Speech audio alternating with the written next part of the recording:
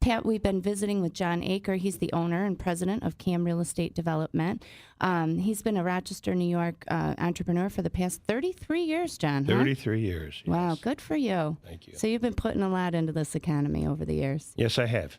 And it sounds like being in this real estate development for the past 25 years that you really found your love of what you like to do. You really found your niche and what you like to do. Well, it's something you can see that you've done. Mm-hmm. Which gives you quite a bit of nice gratification. So you're cruising around Rochester, and you've got a lot of these properties under your belt. Yes, I do. Yes, I do. You want to tell us about some of your favorite? I have a couple of them. One was, it's in Cornhill, okay? It was when I bought. It's a 4-family. It's got the fireplace in it. It's got all the natural wood still in it. So I've been little by little redoing that back to where it was going to be, all hardwood floors in it again, all the natural wood. So the original restoration, like the... Yeah, what well, is it was a that? double at one time, you know, and you just, I'm bringing it back to what it was, okay? Bring it back to a single family, basically. Well, no, I have not done that, Okay. because I couldn't afford it over there. Okay. Okay. All right. You know, I'm still in business to make money, so it's Yeah. still a rental, and it's got four family, but it's, as one moves out, I do more to it, restore some of the wood. Okay. You know, and sand the floors and refinish them. So it's coming to look to be a real nice place. All while working Great. lead safe, I'm sure. Oh, you betcha. Something we've talked about quite a bit on the show. We actually had some people from the Monroe County Health Department on the show, and they were giving Pat a rash and a you-know-what, talking about, the lead poisoning and the... I offended them too. Yeah, You know, I pretty much offend everybody. You're good at giving it Well, back. a lot of people think, as you said too, that the kids are chewing on the windowsills. Yeah. In actuality, that's not true. They really get it from the dust and ingest it into their system from the floors, licking their fingers, and that's where it really comes from. It's not from only eating the paint chips, but I mean they do eat the paint chips because actually lead paint is sweet, so that has a sweet taste to it. That's that why right? the kids. I didn't know that. Yes. Yeah, so that's Better why try the some. kids do eat that. I didn't know that. Heard it here, folks, on Property Source Radio. The lead lead paint's paint tastes good. Sweet. I'm going to try some when I go home. Oh, it won't be the first time. I can assure you of that. So 222-6397 is our number if you have any questions for John Aker. I wanted to talk to you a little bit about some of the working, the Rochester organizations that you're working with. I see in your Okay. brochure here, you work for a lot of nonprofits in Yes, the I do. area. Yes, I do. And these programs, correct me if I'm wrong, are designed to encourage and promote home ownership in the city. Yes, to make a safer housing stock within the city. Okay, Okay. what kind of programs, just so we can understand what you're involved in? What they do, they have people come into them, and they have some grants, some loans, depending on what their affordability is.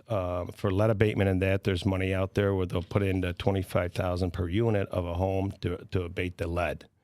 Okay, and these companies are like NeighborWorks of Rochester's a very big organization. Okay, so that organization will, the consumer, the homeowner contacts them and applies And applies for the right. grant, maybe? Yes, they'll Okay. apply for the grant. Then they have analysts in there and, Okay. and what you call risk assessors for lead. Okay. Will go in and look the house over, do their findings on what lead they find, and then they'll write up what you call a work summary of Okay. what they think should be corrected in the home. And where do you get involved? I get involved once they're approved of it either being a loan or grant. They end up writing up a work specification, and Okay. that's where I come in. They'll Say this needs to be done. Right, and then I bid that. There's usually Okay. 4 contracts that go out and they bid this job. Okay. Okay. Do you guys all get together on Sunday afternoons and have lunch and then like flip a coin like, oh, I'm gonna bid this one? No, right? we cannot do that. It's sealed bids. Okay. It's business. I don't know. I was just curious. Yep. No, you Not have every- to have sealed bids in. So Because that would be a perfect business. You know what I mean? It's just round robin every quarter. You each get one, 1 through 4. Well, didn't 1, that 2, happen 3. a couple years ago? I don't even know. Maybe it did. I just was kidding. Within the city, I we think had you some should problems. run for governor, Pat. I should run for governor. You should I'd run be for a darn governor. good one with all the good ideas I have. Oh yeah. Mhm. I wanted to ask you in some of the information I was reading about on your website. It said that in 2008 you took part in the Monroe County Department of Human Services Training and Employment Assistance Program. Yes, I did. Can you tell me a little Yes, bit I about did. that? That was really interesting to Yeah, me. it was somebody that was incarcerated, and he got out, and there's a program that you just talked about that would put them in a work program, and what they would do, I would train them to get them back up to speed and try to get them into something that they're going to be able to use, being a carpenter, plumber, whatever. Oh. And they helped pay for him to work for me. Oh, okay. And so I took on that program for a year. The gentleman's name was Jonathan. And it worked out good for the first year, but then he kind of had a setback. Yeah. You know, but Okay. it is a program that they're trying to help people getting out of jail or whatever to get back in the working world and to feel that they're doing something for themselves, give them a little self confidence and pride. Yeah. I like that. I think that is, I had never heard of it before, to be honest with you. And I could think of a lot of people that I've worked with in the home improvement industry that could get involved in that and really make a difference in the community. I think that's great. Right. And I see here too that you also worked with Step by Step. That's an organization that works with women in prison as they transition into the community as well. And I love women in home improvement anyway. I just think that that is. Wow. I thought you were going to say I love women in prison for a second there. Well, that too. I was going to say, wow. Well, yeah, that too. But I always think that it's so empowering. I think when you learn to do something and then you do it yourself, and it's the before and the after. And I think for someone who comes from hard times like that, I think home improvement is a great place for them to start rebuilding their self-esteem Right, and like I confidence. said, you Yeah. see what you've accomplished at the end. Exactly. Which makes somebody feel good. I did that until I turned about 37, and then I started writing checks. It was much more rewarding for me. What did you do? I did all kinds of home remodeling stuff. I was a fixie chick at one time. Yes, you were. I did several You houses. have become so lazy, though. It's I have incredible. to tell you, John. It's incredible how lazy I've become. I called Pat the other day. It was, fairly nice out. I said, why don't you come over and help me buff these cars out, right? Because we both have black cars. You were setting me up because you didn't say that. You said you want to come over and use the equipment to buff out your car.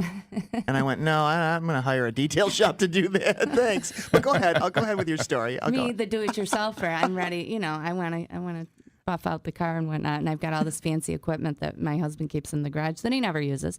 So I thought it would be fun for Pat and I to, have some liquid lunch and detail There you our go. cars out. Yeah. Lazy said no, it's not going to happen. I said, no, that's not happening. Oh, did you do yours? Alex, would you come over with me? I would come over and help you buff your car. Thank you. She See? didn't do hers. Did you do yours? I did not. See? Okay. Yeah, I need motivation. I need a partner. Yeah. I need, I didn't know that was a setup, by the way, until just now. you know how I like to sit there and watch you Yeah, I know. do work for me.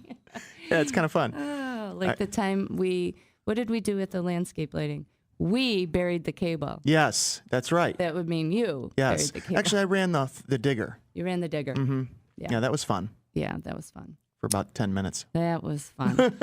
So I'm sorry, John. We get off on tangents all right. here on That's Pepper all right. Source Radio, but 222-6397 is our number over here. We're live in the studio. If anyone has any questions about real estate development and what CAM Real Estate Development does here in Rochester, New York, and I want to ask you: do you work specifically in the city of Rochester, or do you work, in the outskirts and the suburbs as well? I would say 80% of my business is within the city, working with the organizations. Okay. I like what I'm doing. I've got good rapport with all these people that run these organizations, and it's putting the city back up to where it should be. Do you have any crazy stories for us that just pops out of your head that's just nuts? Like, I can't believe that just happened. Relating to any work that you've done. I like to hear crazy stories. It's kind of enlightening on my Saturday mornings. Yeah, I can't think of one right now. Oh. But maybe after break. Yeah. Maybe after That's the good. break. You'll come up with something, I'm sure. Go I ahead. think it's a great time to take a break, actually. I'm Brenna Hartman, the Fixie Chick. You're listening to Property Source Radio, and we'll be right back.